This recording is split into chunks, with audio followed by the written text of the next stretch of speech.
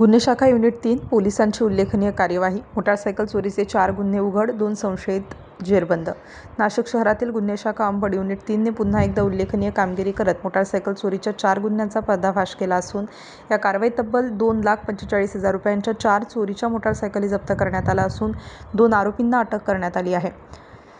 Nashik police आयुक्तांच्या मार्गदर्शनाखाली गुन्हे शाखा अंबड युनिट 3 स्थानिक गुन्ह्यांचा तपास करत असताना सीसीटीव्ही फुटेज आणि गुप्त माहितीच्या आधारे संशयितांचा शोध सुरू होता. दरम्यान चोरीची ॲक्टिवा विक्रीसाठी घेऊन एक संशयित ईदगाह मैदान परिसरात येणार असल्याची माहिती पोलिसांना मिळाली.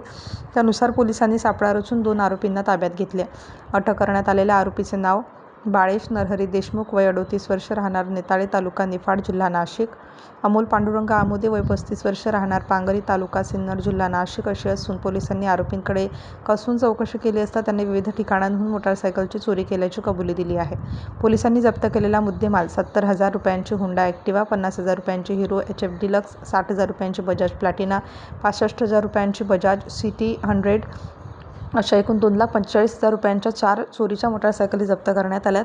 या कारवाईमुळे आडगाव पोलीस ठाणे, वावी पोलीस ठाणे, नाशिक ग्रामीण आणि शिर्डी पोलीस ठाण्यात दाखल असलेले एकूण 4 चोरीचे गुन्हे उघडकीस आलेत. अटक आरोपींना पुढील तपासासाठी आडगाव पोलिसांच्या ताब्यात देण्यात आले आहे.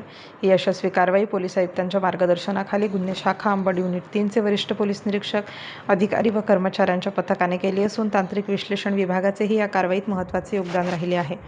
नाशिक पोलिसांच्या या कारवाईमुळे मोटारसायकल चोरट्यांविरोधातील मोहिमेला आणखी बळ मिळाले आहे. नाशिक स्टार न्यूजसाठी प्रतिनिधी राजेंद्र दोंदे, नाशिक शहर.